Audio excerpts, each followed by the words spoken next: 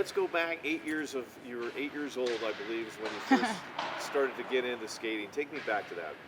Yeah, What do I you guess remember my earliest memories were probably growing up skating in my driveway, just up and down the driveway in my little plastic skates that would attach to my shoes. So, yeah, I don't know, probably maybe even younger than 8, just doing that. And then I started hanging out at the skating rink with my friends, not even thinking about the sport of it, just skating because that was what I enjoyed doing. And then when I was 10 is when I got into speed skating on wheels.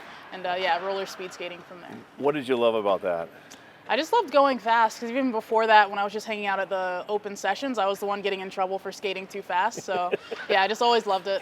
Wait, you got in trouble going too fast, huh? They're like, Oh slow yeah, at down? the open sessions, yeah, because then everyone's just there with their kids and everything. So from Florida and up in the Pacific Northwest, that seems to be such a big transition for short track speed skaters and long track. We've Right. seen such success from a lot of athletes. How did that help your transition, from inline to the ice, basically? Yeah, well, I mean, they're both types of skating, obviously, but I was really surprised at how different they were. Like, my first steps on the ice, there's a video of it, and it's just terrible. Like, I wasn't expecting it to be that hard, so I don't know. I guess the familiarity of having so many other inliners to kind of like follow in their footsteps really helped me out. Because, I was moving from Florida to Utah, and it's a really big change, but I was lucky enough to have so many people here who I already knew and could just kind of like fall in with that group, and they were helping me out and being really good mentors.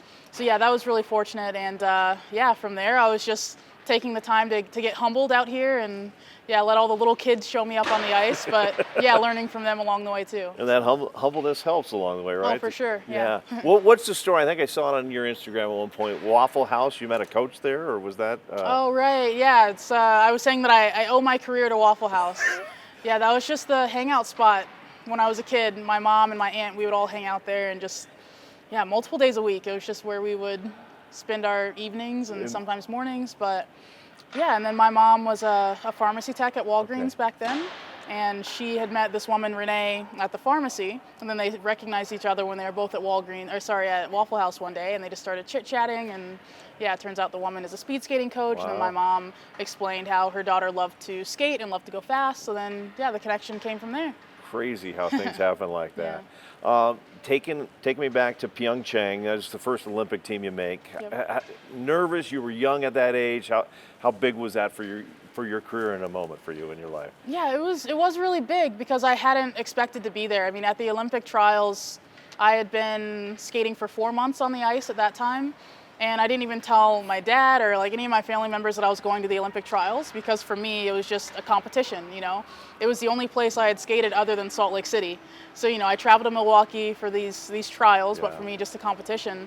And, somehow I qualified for the team. So then that was a funny story to like call my dad and say, hey, like, you don't know anything about this, but do you want to go to the Olympics with me? So yeah, it was a big surprise. So I didn't have much pressure going into it because, I wasn't expected to go out there and do anything crazy, but I was happy to be there, and getting the experience was really awesome. That had to be a fun call to dad, though. That had to be a good little moment there. and then fast forward to 2022, things are ramping up in your life, in your career. You're doing well. The gold medal, I know you've talked about it a ton. Just how special of a moment as you look back at that Olympics and that moment there for you. Yeah, I mean, it's still hard to like put all the different feelings into words, I guess. It was, I don't know, there were a lot of tears, a lot of hugging with all my teammates and my coaches and all the staff. It was just, I don't know, a really magical moment. It was really, we were all super happy, and there was a lot of relief, just with the ups and the downs of that season. Yeah, just an all around really great feeling. Just feeling really proud, really honored to be there. Yeah. And I guess with that in mind, just how is the pride factor, just representing the U.S., not just Utah and Florida, but the whole country like that? Yeah, it's amazing. It's like it's a weight, but the best kind of weight, if that makes sense. It's like, okay, let's do this for the country. Let's do this to, make everyone back at home smile and stuff like that. Yeah. To get to that point, though, it's a lot of work. It's a lot of training. Mm-hmm. How hard is it to even become not even a gold medalist, but an Olympic athlete? Yeah, we were actually just talking about this last week about it takes a special kind of person to want to do what we do, just because it's so hard, and it's just, I don't know, it takes a lot of commitment and perseverance and sacrifice and things like that. But then that makes it even sweeter when, you get to do what you love. So. Yesterday we were talking to some of your teammates, and they were just talking about bragging you up about just your care for the rest of the team and for Team USA. And I got to say, this is a loaded team right now. You got to tell me about the whole aspect, the whole team right now. It's looking good right now. Yeah, it's really exciting. We have a lot of talent. I can't even say coming up, like they're already there. We have a lot of talent that are, they're really making waves out on the World Cup circuit. So it's been really exciting to see. And it's exciting. It's really cool. And you are now one of the veterans on this team. Another one being Brittany. What has she meant to Team USA and to you? Yeah, Brittany's an amazing leader for the team. She's been a mentor to me since I was 10 because we're from the same city back in Florida. So I grew up looking up to her and seeing her being just like this amazing athlete, this amazing inline skater. She was a world champion back then, and then I was just this little kid who started out roller skating. So I was like, oh, this really awesome girl, like she skates on my team. That's super cool. So yeah, I've looked up to Brittany since I was a kid, and she's always just been the best example of everything good, just a really good mentor to have. Yeah. We now look forward, and obviously it's training one day at a time, and you got things still to do today. How much do you start looking forward to 2026 and the Winter Games? I think tomorrow we're 6 months away already. Oh yeah, that's exciting.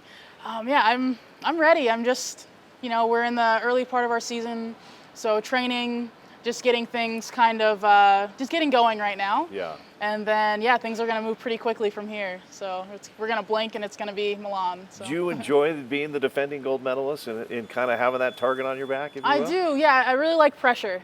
Yeah, I think pressure kind of helps push me to, to what I need to do because I'm kind of a really relaxed person. So yeah, the pressure kind of amps me up a little bit. Where'd you get that from? Was that just your whole life? You've kind of... As far as I remember, I've just been, pretty chill. I love it. In Italy, what do you know about Italy? I've been to Italy quite a few times for inline competitions.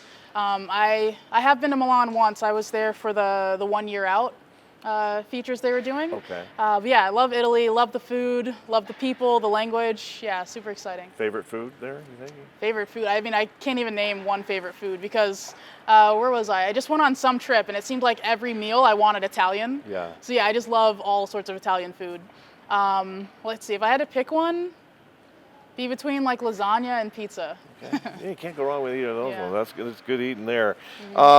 The blades, obviously, to get to your level, you've got to work hard. You've got to be athletic, strong, mentally, physically.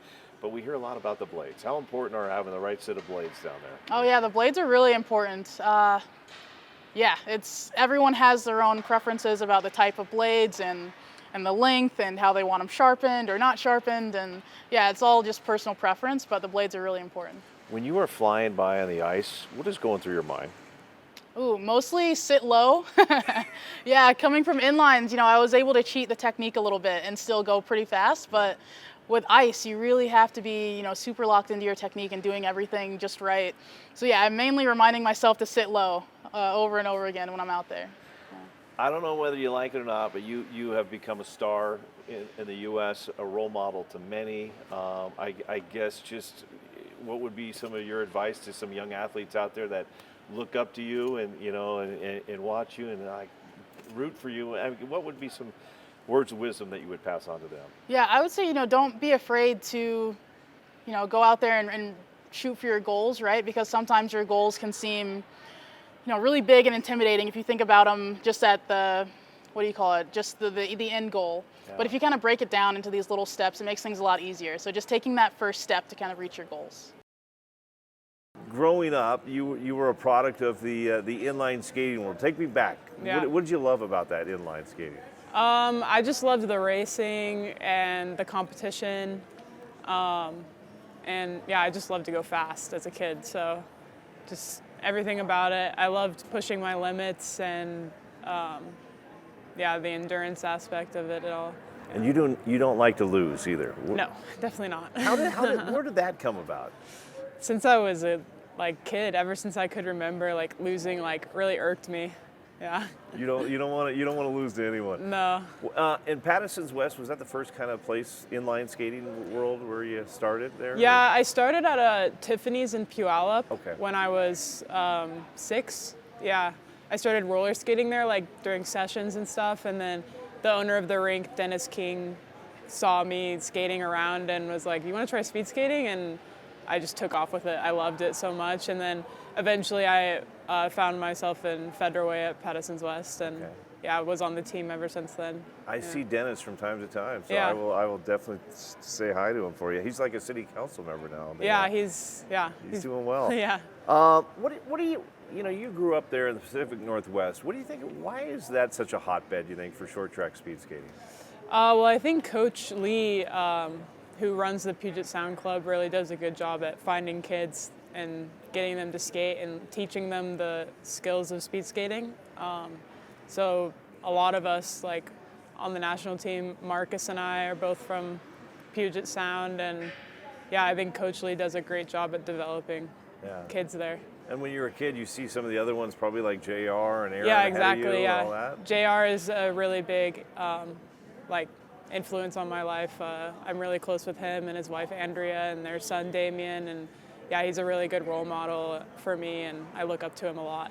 What do you think he's taught you, that JR has taught you, that's kind of stuck with you, or still, that you take with you to training? Well, I lived with them for a year, so a lot of the times I would talk with him at dinner at the house, just like about things that were bothering me at practice, like what's going well, what's going bad, and he would really give his experience to me, and I kind of took that knowledge and started applying it to skating. I think he really had a influence on my major jump I've had over the past couple of years. Just doing every practice with intention and doing all the things that I can, like not skipping anything, or just sometimes I would skip something in training because I was dying out there. It was really hard, and JR really taught me do everything with intention, and don't have any regrets that day in training. Do everything you can possible, and that's really made me a lot stronger. And he's also, gave me his advice in racing and stuff, like what he wished he would have done in races and what he did do and when things went well. And I really carry those things with me to competition and in training. You mentioned dying in training. I think Greg showed us a picture of you guys going up the Alpine ski. Oh yeah, that one hurts. I mean, how tough is that stuff? It's hard, yeah. I mean, we just go up it for an hour, just up and down 1 hour straight. And your heart rate's 170, 180 going up that thing, and it's really difficult. But just kind of like what JR told me, it's only an hour long. You can push yourself for an hour. Just do it, Yeah. But those are the little things that people don't see. We see you just on the ice, and that's incredible. Yeah. You mentioned the major jump. I want to get to that in a sec, but I do want to talk about 2022. You make the U.S. Olympic team. What was that like competing in the Olympics there? Yeah, I mean, I was pretty young, and it was new and fresh, and I didn't really know anything about what the atmosphere would be like, especially during COVID. There was no audience or anything, so I think it was a really good experience for me to go into Milan now that I'm a lot more competitive than I was back then. To have that experience. But again, Milan's going to be so different than Beijing was without COVID. So I do feel like Milan will almost feel like a first Olympics again because of the crowd and the atmosphere. So yeah. And how much do you feed off of that, the crowd and the excitement? It's really, you get a lot of adrenaline when you're racing, because whatever city you're in, the home skaters, so example in Italy, if an Italian's in the semifinal with me, I'm gonna know when they're moving up in the pack or where they're at, because the crowd just goes crazy, So that really gives me a lot of motivation when the crowd is screaming and stuff. I'm like, oh, I gotta move up, Yeah. And you wouldn't be doing this sport if you didn't love it. What, for somebody that still has not watched speed skating, how do you explain it to them? Short track is a mixture of talent, strength, and luck. So, the best person out there could win or not. Yeah. So, short track is really exciting. You could put bets on anyone out there. And it's strategy, right? I mean, it's just milliseconds that can separate first from third on all I that. mean, last year in a 1,000 meter final, me and a Korean skater exactly tied at the line for bronze. No difference in time. So we both got the bronze medal. Wow. Yeah, so it's tight racing. And I think the person who got gold in that race was only like less than 0.1 across the line faster than us. Like Jeez. 1, 2, 3, 4 were like at the line together. That's crazy Yeah. on that. You mentioned the COVID Olympics in 2022 and 2026. Obviously, there's going to be crowds.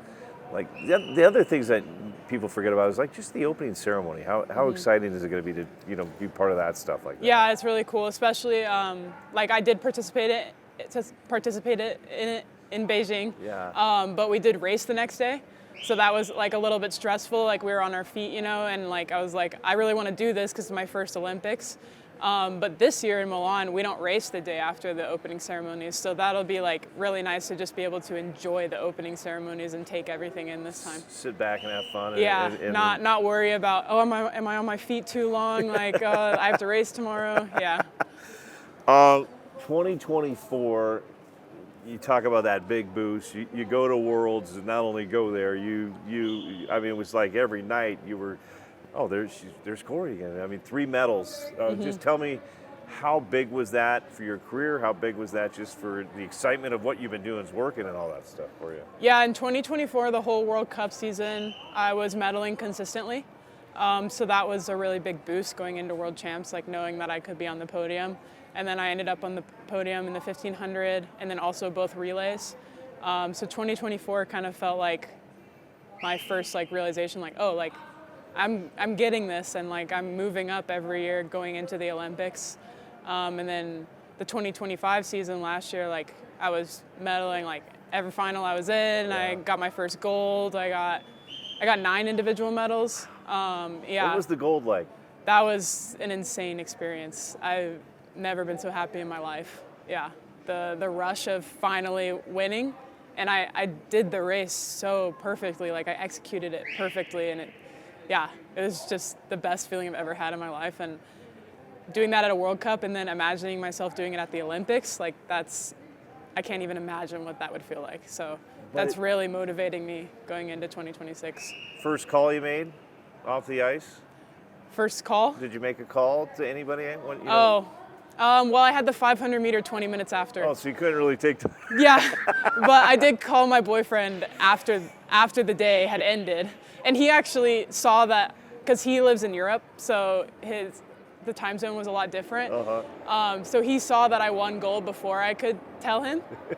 So I like look at my phone like after the day, because I had 3 500 meter rounds after that, so it'd already been like 2 hours. And then I look at my phone and he's like, you won, you got gold. And yeah, I called him and we celebrated together over the phone. That's awesome. Yeah. You may have answered it already with kind of what JR's kind of talked to you about, but what do you think has been a key for you in 24 to 25 to now hopefully moving forward to 26? What's kind of been a key to your success, you think? Well, having my teammate Kristen Santos with me out there in training, like she's ranked #1 in the world right now. I'm ranked #3. So we both push each other really hard in training. Like we're competitive with each other, but we're also best friends. So I think seeing her with her success first kind of like showed me that I could do it too. And now like together we're just like unstoppable. We're training with the boys every day and making them really work for it in training, make sure we don't beat them, and sometimes we do. So yeah, I think she's been a really big key to my success. And also Steve Goff, my coach, he came into our team the year of the games in 2022, and every season since he's been our coach, I've just been improving like huge jumps every season. So I really believe in his training program and what it's doing for me and Kristen. Yeah. Kristen, what makes her so special as a speed skater? She works really hard. Yeah. And that's motivating to me because it shows me how hard I should work. She's an animal out there, and she never gives up, and she's training super hard all the time. And yeah, I mean, we've seen her progression over the years too, like all the years that she was on the World Cup circuit, and then all of a sudden she started making A finals, and then she started medaling, and then she was almost a medal in Beijing, and then she came back. And yeah, like just seeing her progress has also been helping my progress. And now we're fighting with each other out there for practice wins, and yeah.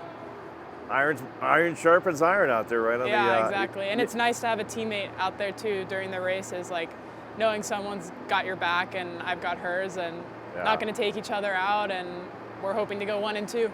And that, in the end, is good for you, it's good for her, and it's good for Team USA, right? Exactly, I mean, yeah. It's making this team a pretty tough team to compete against right now. Yeah, I mean, we have 2 of the top 3 girls in the world, and I only missed 2nd overall last year by 2 points, so almost 1 and 2 in the world. Yeah. How important the technical aspect of speed skating, the blades and things like that? Do you look into that much, or is that? Yeah, we watch video of our technique, how we can go faster, because technique is really a big deal in short track. Yeah. So we're always watching video. The blades are really important. The rock, which is how round the blade is, the bend, so like how the blade turns. We're always making sure our blades are sharp. Yeah, having like pristine equipment is really important for the sport. And the suits, are you guys changing that at all? Yeah, or? we have like the rubber suits that are very aerodynamic, and they like are custom fit to our bodies. Do you like those? Yeah, I do. Yeah, I think they do make a difference for sure. Okay, I love it. What is it like to represent the U.S.? You've done it now for pretty much your whole life, but not everybody gets on a podium and has a gold medal and has the U.S. anthem playing. What is it like to represent the U.S.? It feels really good, especially when I skate well and make all of my friends and family proud, my parents proud. But it's also a lot of pressure too, because you want to do well for the country. So kind of balancing that, not having too much pressure, but also like being really proud, and it's rewarding when you do well for the country. Yeah. And Milo, for all your fans, how's Milo doing? He's good, yeah. He's chilling at home right now. Had to drag him out of bed this morning. Wouldn't come eat his breakfast. He's a bed hog. He just lays in bed all day. Does Milo travel to the Olympics with you? No, I don't think he's going to. But my roommate is probably going to hang out with him here in Salt Lake with her dog, and they'll watch the games on TV. Lastly, for me, you've been doing this since All Saints, when you got your skates, to Dennis King getting you into this, to you've been down here 7 years. What would you tell, a young skater that wants to get into this, or a kid that just wants to become an Olympic athlete? How do you get to this point? I mean, go skate at Patterson's West. We've had some of the best coaches in the country: Darren Pattison, Mike Pattison. Now Miguel Jose is running it. He's awesome as well. Go skate at Patterson's West. Go skate at Puget Sound speed skating with Coach Chang Lee. All of them know what they're talking about, and they can get you out here. But you gotta love it, right? Because it's not easy, right? It's definitely not easy. There's going to be ups and downs, and that's life. And yeah, you just got to roll with the punches. Want to say anything to anybody back home in the Pacific Northwest at all? Thank you to my parents for always believing in me and supporting me. I love you guys. Obviously, you're living in Utah now. This is training. What did the Pacific Northwest do for you, though? How much did you love growing up there? Oh my goodness, it's amazing. It's beautiful.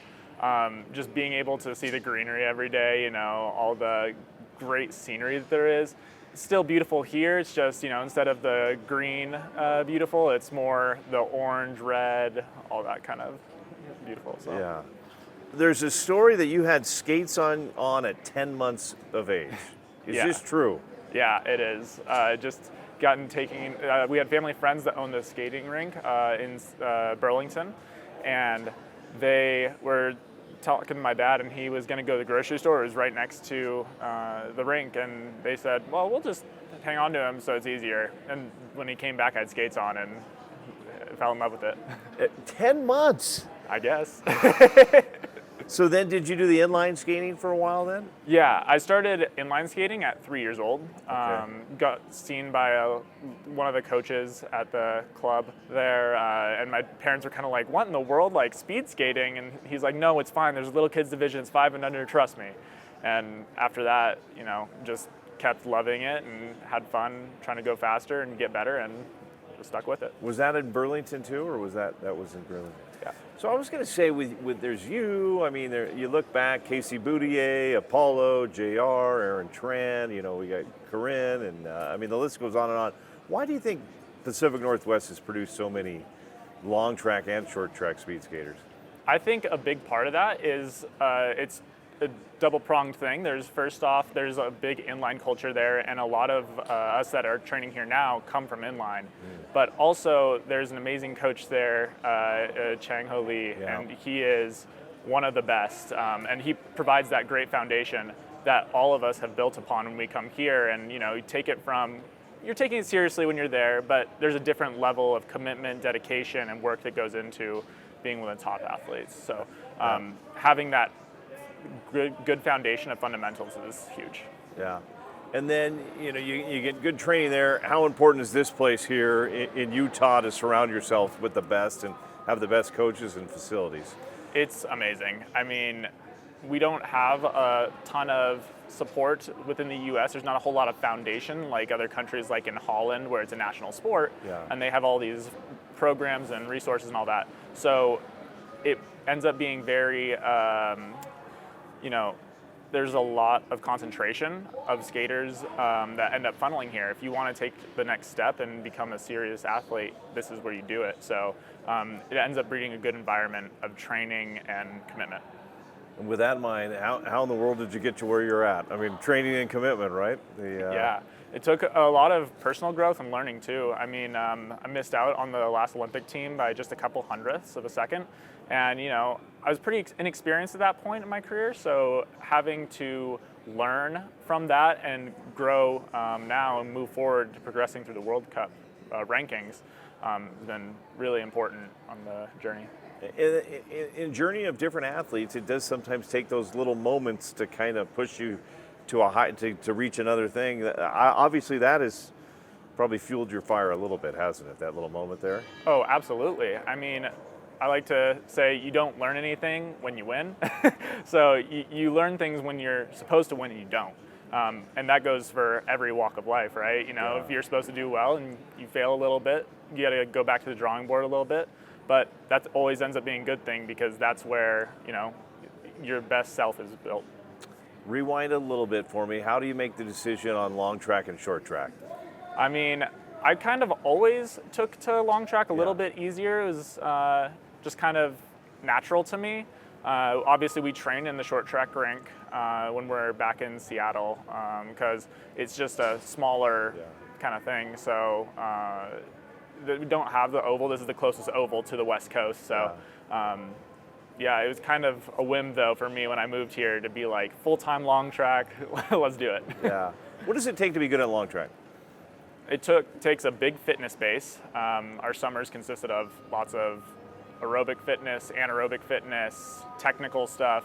But also, like I just said, the technical stuff is huge. The how-to, massive, knowing where you need to get better, all that. And then on race day, you still have to go show up. So, and do all those things that you'd practice. And the U.S. is putting together a pretty good long track team. You set a world record. What was that like to be part of that team, to be part of that moment? I mean, just to go through that for me. It was pretty fun. So for me, I was kind of going into it it was my second race of the day. So I had a pretty quick turnaround so I was kind of tired. I was like, I don't know, had some egging injuries going on. I don't know if I'm going to do this. And then we go out and we start having a good race, and it felt pretty all right. Didn't feel like anything spectacular, which is kind of crazy to say. Yeah. And I honestly didn't even realize when we had crossed the line that we had broken the world record. It didn't click in my head. So there's a pretty funny moment somewhere of somebody said something to me and the camera was on. I just went, woo! But when I heard that, it was amazing. It's something, our team is the same guys we train with every day here. So getting to do that with your boys, your friends, it was pretty special. That's something you'll never take that away from you guys. That's pretty cool. Yeah. And that's all obviously got to be okay, we can compete against the best, obviously. When you see things like that, results like that, right? I mean, anything's possible, right, with this team? Yeah, absolutely. I mean, we're very confident in ourselves, and we've done well across the past couple of years. So to have that culminate in a world record moment was pretty awesome.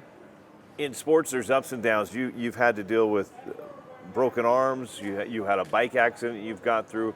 How have those things made you tougher as an athlete? Well, you definitely learn to take things in stride. Not everything's always going to be perfect, and that is really helpful to be reminded of sometimes, even if it's under bad circumstances. A lot of what we do with skating is being able to take things that happen, whether it be little injuries, you're not feeling good on a day, and take that and do your best with it. So, like back a couple years ago when I crashed on my bike, my hand was pretty mangled. It taught me that I can get better in other ways, even if that's not necessarily on the ice at that time, or not pushing the intensity or speed. There are other ways to get better. Yeah. What would it mean to make that Olympic team in 2026? What would that be like for somebody that's trained since you had skates on since you were 10 months old, I guess? Yeah. It would be amazing. It would just be coming to a pinnacle in the journey, and it's doing what you want to do when you were a kid, right? So it's a realization of a dream you've had for a long time, and it would just mean everything. Yeah. And what is it like? It's obviously nice to represent Skagit Valley, Kirkland, Juanita High, now Edgewood. Might as well throw Fife and Milton into that since your parents are there. But what's it like putting the red, white, and blue on and going out there and representing the U.S.? Oh, it's a special feeling, you know. You get to grow up watching all these amazing athletes over the years, all these sports representing their country. So getting to do that and just show people what you've done over the past few years and what you're doing with your life, kind of, and do that for your country is pretty special. Pretty cool stuff, yeah, that 100%. We were talking with the short trackers about the technical aspects of it. How much is that in long track, like blades? How important are little things like that? Oh, it's huge. Last year I ended up having a little bit of blade issues before our first World Cups, and I just felt like I couldn't skate at all. Got those ironed out pretty well, and then immediately I would say if I was to guess how many World Cup ranks I would have risen, because it was right before our World Cup season. So I think it probably made like a 15 to 20 spot difference in terms of like where I placed, just because I felt more comfortable in my stuff. And that's just each skater's different with their blade, basically, right? Is that? Yeah, I think on short track, there's probably a little bit more variation on short track. Their blades are a little rounder, so it leads for more wiggle room. Our blades on long track are a little bit flatter because we're on a bigger radius. So people generally are on the same setup, but still, if that setup gets messed up at all, you definitely tell immediately. You're like, what's going on? So you just go back into the tech center and figure it out? And Try to. Yeah. Well, that's what makes it tough too, is sometimes you're like, is it me or is it my equipment? Which is tough, so. Okay, that's good, interesting. Yeah. All right, anything else you want to say, or? No. Hey, rock and roll. Well, I guess my last question is, you're doing well. I mean, you're on the right path. What advice would you give, not just for skaters, for young athletes out there that want to succeed in life? I'd say definitely embrace the journey. Everything is a learning opportunity. Whether you think you know better than somebody, you don't know better than somebody, everybody has something to offer, whether that be about your sport exactly, or if they know better than you and what they're talking about or not, they still could have valuable input. So definitely be willing to listen because you never know where you're going to get your best advice from. Take me back. I've got a story that you were on the ice when you were 2 or even younger? Yeah, I started out at a very young age. One of my first memories of being on skates was I was at a small local park, Booker Park over in Shoreview, I think. Had these little hockey skates on. My dad had like a chair. My brother was skating laps around the rink, and I was like, man, I wanna be doing that someday. I wanna go that fast. And I always had a love for skating from the start. I remember we used to get these open skate passes from Schwann's, from different community events. So my dad would pay me like a nickel for every lap I skated. So it was some motivation to get, skating reps in, and eventually got pretty good at it. Joined a hockey team when I was 5 to 6 years old and played for 13 years before switching over. So you were more, when you were that young, you were doing more hockey than ice skating, basically? It was all about hockey. Entire childhood, yeah. Spent a lot of hours at the hockey rink. My 2 sisters and older brother also played, so when I wasn't playing, I was at the rink watching them and supporting them and Yeah. just hanging out. What did you love about hockey? I love the competitiveness. I also always have just loved skating, going fast. I always had a passion for playing. It was just so much fun, and that was the best part about it. But I eventually figured out that I just really loved speed, so it made the transition to speed skating pretty seamless. And you kind of gave me that story. Long story short, there just became a time where it was either I got to pick long track or hockey, basically, right? Yeah, so basically my older brother was the first in my family to kind of dabble in speed skating. We had switched from Centennial to Roseville because my parents worked closer in the area, so it made it a lot more convenient to get to practice. And we practiced at the John Rose Oval, which has a long track oval. And my brother got into speed skating, and I was always really curious. The coaches kind of got to know our family a little bit. This Russian high-performance coach for the local club actually came to one of my practices, and he was watching me skate, and he's like, you know, old Russian guy. He told me, "You come speed skate, your country needs you." And I was like, well, okay, I can't say no. So I followed him down to the rink and strapped on an old pair of speed skates, and that was my first intro to speed skating, and I was like really addicted. It was super cool, very different, but you could already go a lot faster because the blades are just that much longer than hockey skates. So that was my official start. I was going to say, rest is history after that. Rest is pretty much history. But a little different. Hockey, it's a team. You know, it's a team. You're working together as a team. And in long track, it's.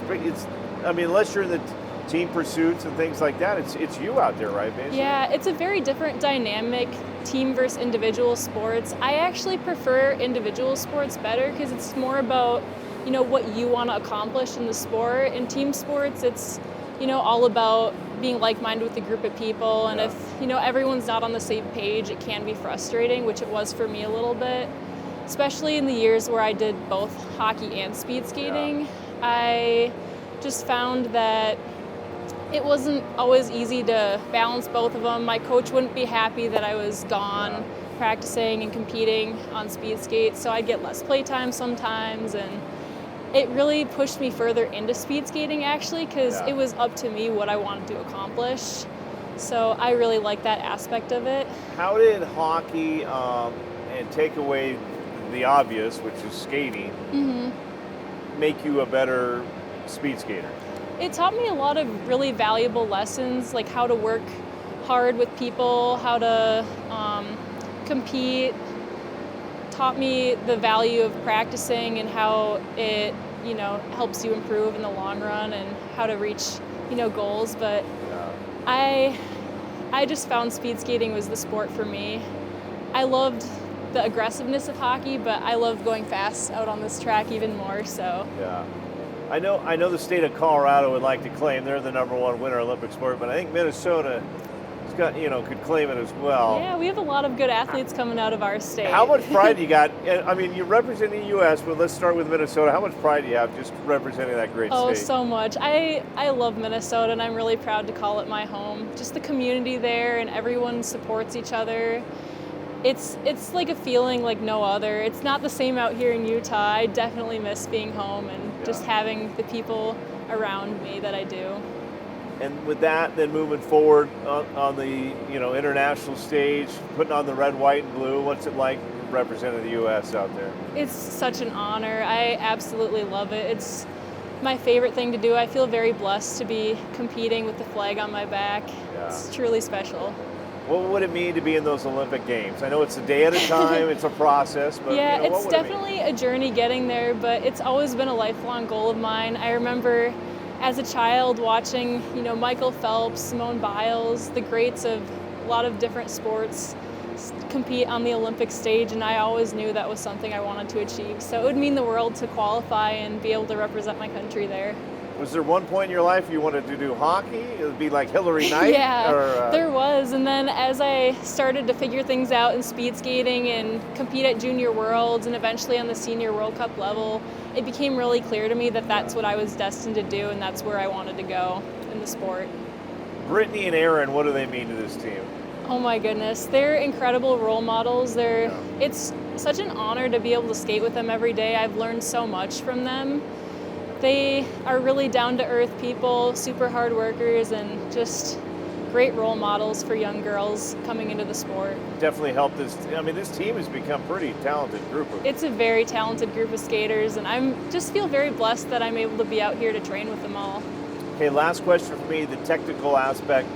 You're a great athlete, you know, you've got history, you put in the work, but it's little things like you gotta have, your blades have to be perfect, right, and all that stuff? Yeah, the little things make the biggest difference in this sport. It's all about skating as efficiently and as effectively as possible, putting pressure down in the right way on the ice, having your blades set up in a manner where they track the corners correctly, where they're touching the ice just enough to get the optimal amount of pressure down so you don't dump speed. Yeah. It's a very fine art, and I'm still learning, and the more you clean up technically, the faster you go, so I love it's it. very rewarding.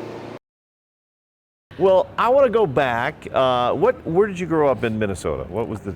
I grew up in Wiper Lake, Minnesota. Okay. So it was right next to a nice big lake, which is really cool. Would freeze over the winter time, right? yeah. So that's where. Take me back. Is that where you learned to skate? Yeah, my grandma's house is right on the lake, and so I'd always like go over there, and then you like walk down, and we'd always like skate on the lake because it'd freeze over, which was super cool, and you could see like all the way through, which was you could see all like the fish, and it was super cool. How old were you when you were doing this? I feel like I started like maybe there's a picture of me have like the buck teeth, like the huge gloves on, like can't bend my knees. I think I was like probably like 6 or 7. Wow. And then there's an outdoor rink at the John Rose Oval, and that's where I feel like started skating. What did you love about skating? Honestly, I just like going fast. I know it's like a very cliche like answer, but like going fast, and it was like fun to do something like outside in the winter, and I really liked my team too. It was kind of just like, I don't know if I can swear on here, but Yeah, you can do whatever you it want. was kind of badass. Like it was just like super cold. Like we were all just like suffering outside, but it was like fun because it was like, yeah, it was like always snowing and stuff. It was like very like outdoorsy, which was really fun. So outdoorsy, badass. You're having fun, but it takes work to get good to your level, right? Yeah, that's true. I feel like a big thing was like changing from it like being like a fun hobby to like trying to make it like professional. Like that was like a big change for me, like moving out here, because. Do you remember the first like time you dreamed about an Olympic? Did you have an Olympic dream? Was that ever a moment in your life? Or? I've had the Olympic rings. Like I cut them out. I think when I was probably like, I don't know, like 13, and they've been like above my bed since then. Wow. Yeah, I've had a picture of Brittany, like for the longest time. So moving out here and like seeing her, I was like, oh my God. Yeah. What's so special about Brittany? What I mean, and you obviously you train with her now. Yeah, I mean, she's just like, I would say the ideal role model. Like she works so hard and she wants like the best for everyone, super determined, super disciplined. Like I'd say someone who's like a leader, like really rises everyone up. It's kind of like the rising tide. So yeah. So with that in mind, I would say she's been huge for this development of Team USA and long track. Yeah, I feel like she's been someone I've looked up to for forever, and then working alongside her, I look up to her even more now. Yeah. Like now that I get to know her a little better. You have those Olympic rings over your bed. What was it like when you made the team? Oh, it was crazy. I mean, it's almost been 4 years, and I still don't like really believe it that it happened. So I think it's kind of like a shock. I think this time it's like it'll be different. I feel like it'll be more like real in my mind. Yeah. What was it like? I mean, and it's going to be different a little bit too with the no crowds, right? Yeah, it was super. It was a really weird experience. Honestly, especially for me, I've never made a World Cup before that. So that was my first like international big race, and it was the Olympics. So it was like really extreme. And then there's COVID. So it was like definitely like a lot to take on, but it was super cool. Yeah. Yeah. What can you take from that to this next experience and getting ready for it now? I feel like the pressure, to be honest, I feel like that was like a very pressure cookie like situation. So I feel like I've like learned to like kind of like the second time around, it does feel different. It's like, okay, like I know what to expect in Milwaukee. Like you're gonna have to show up and you're gonna have to perform that day, and yeah, you're gonna have to give it your all. So training so far, everything's going good health-wise for you and everything right now? Yeah, I broke my foot last year, so that's always like kind of a little bit because I rolled it again like a month ago or something. So just trying to like make sure you don't get like any big injuries. But yeah, so far everything's going really well. So far, everything's been going good. Yeah. And you're back on the ice tomorrow morning, right? Is that or Yes, yeah. tomorrow morning on the okay. And then what disciplines are you working on right now? Are you The 3K, the mass start, and then the team pursuit. I think the Okay. girls, yeah, team pursuit is probably like my biggest. take me through the team pursuit. How does that work? Okay, so there's 3 people, and the most effective way is if you're in the same order, and then you push the person in front of you, and the last person is the last time across the line. So you have to make sure everyone finishes like at the same time. So it's definitely the hardest race. Like it's like strategy, and then you have to push, and then it's like teamwork, and it's like you're trying to go as fast as you can. So for 6 laps. So yeah. There's a lot to do. There's a lot to do, but I would say it's the most gratifying too, because it's like with people, you know, it's like with your teammates, you can accomplish like so much more. Yeah. Yeah.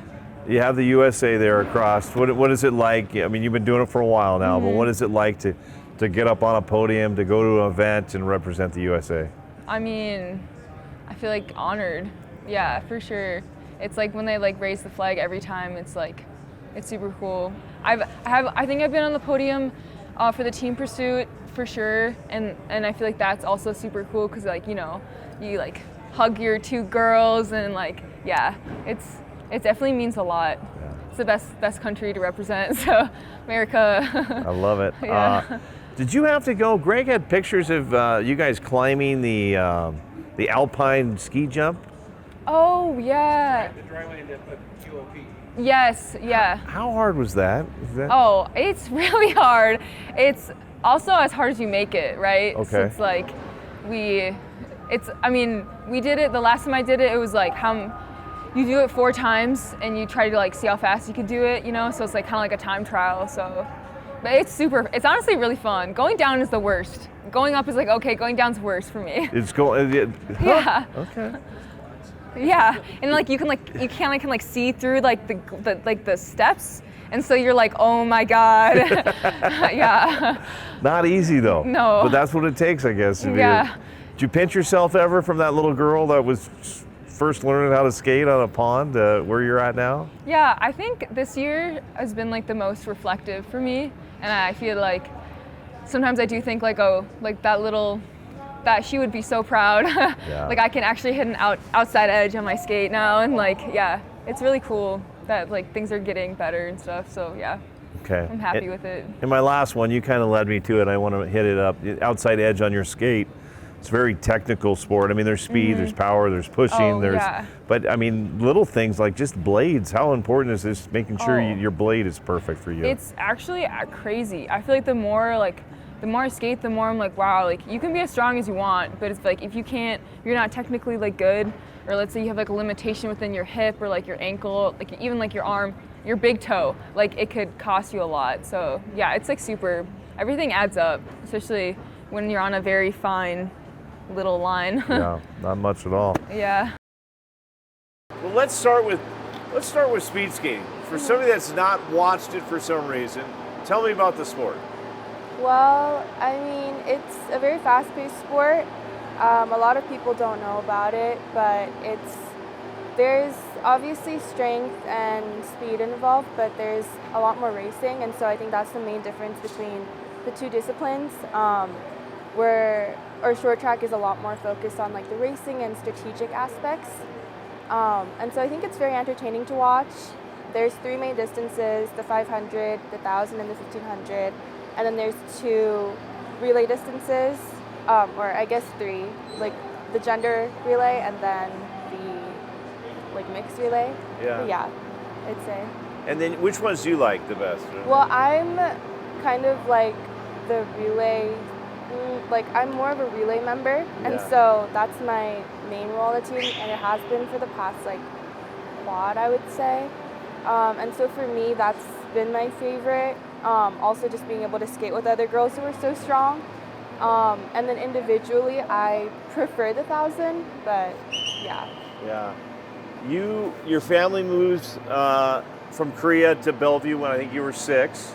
Yeah, so we actually my brother was born in Bellevue. Your brother was born in Bellevue, yeah, okay. so all of us were born in the States. I was born in California, and so was my Okay. sister. But then we ended up moving back to Korea, where my parents are from. Okay. And when I was like 5, and then we lived there for a few years. That's where we started skating, and then we came back to Bellevue. Was your brother the first? He was. My sister and I actually started out figure skating. Okay. But he was more into like speed skating, and so when we all came to America, I think my parents were like, we're gonna put you into one, and so we all kind of just went that direction. What did you like about it early on? Honestly, early on, I wasn't the biggest fan. I hated the cold, but I think over time, I really just, like, I enjoy going fast. I know a lot of people say that, but I think that was, like, the fun part of it.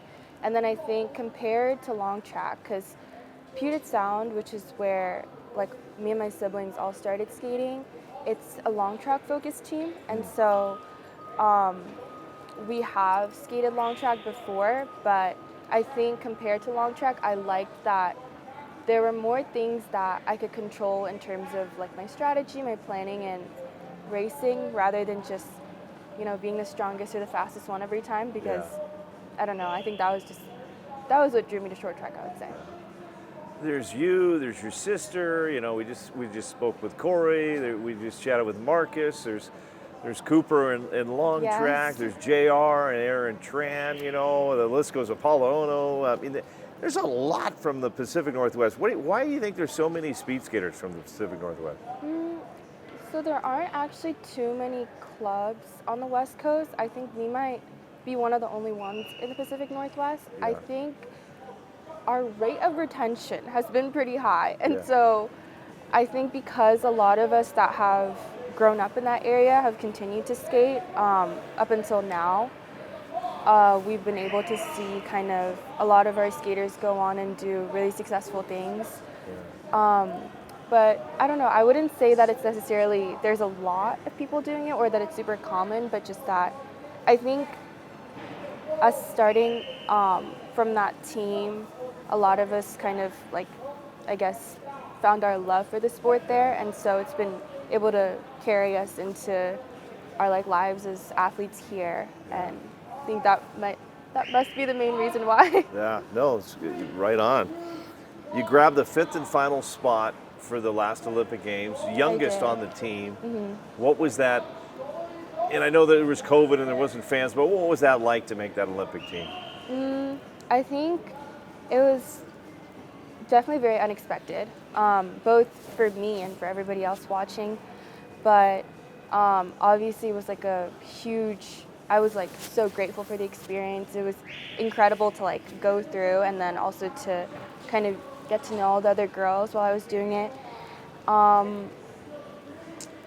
mean, I think coming onto the team so suddenly, and with it being my first team, there were a lot of difficulties as well. But overall, I think it was just a huge honor, and like it was incredible. Did it when you left there? Did it kind of put a hunger in yourself? Like, okay, I know what I got to do now at the next time, and how to get better and all that stuff. Yes and no. I think if all of the variables that kind of go into this were controlled, I would have been feeling a lot more confident going into trials this quad. But I was actually off completely last season. I didn't touch the ice for like 9 months because of an injury, like just a chronic injury coming back. And so I think I've really only started skating again since May. And so I think it's kind of hard to translate my experiences from 4 years ago to now, just because the circumstances in which I've been skating are so different. But I am definitely trying to keep the experience and like everything I learned in mind, so that I can keep myself in check and then hopefully put out the best performance I can at Olympic trials. And I've dealt with a lot of athletes through the years, and the ones that get injured, sometimes they learn a lot when they're sidelined. Did you learn Right. much when you were, you know? Yeah, I mean, I think I learned so much more about my body. I was in physical therapy for 8-ish months, and so doing that, like all the time, I still, you know, do all those exercises, and then also just learning how my body reacts to certain things, where like the strengths and weaknesses are. areas for improvement. And so I think that has been really helpful. But yeah, there's still definitely some worries surrounding that area. So Is it fun doing this journey with your sister? 100%. I mean, we weren't sure at all if she was even going to be able to make it out here this summer, just because like she had to request leave from her school, and the protocols that they follow are quite different from like, you know, Duke or anywhere else. And so we weren't entirely sure if she would be able to make it out here, but thankfully she is, and she's been doing incredibly well, and I'm so proud of her. What would it mean for you to make a second Olympic team?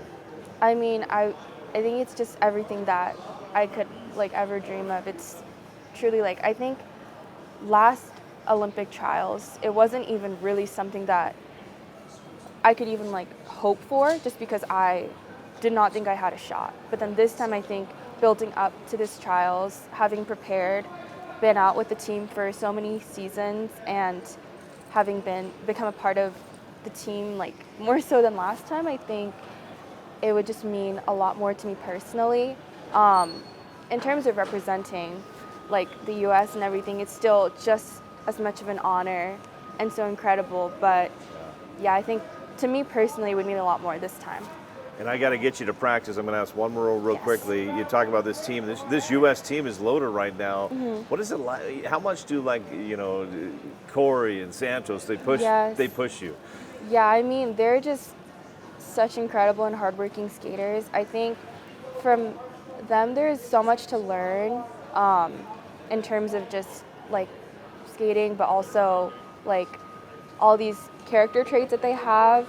That's what makes them such good skaters, and you can see that on the ice. And so it's definitely like kind of crazy to think about how we have two of the best girls in the world skating on the ice with us all the time. But yeah, I mean, they're also just, they're so down to earth, and they're very, I don't know, they've always been like a great like presence for me these past few years. So it's been good, I would say.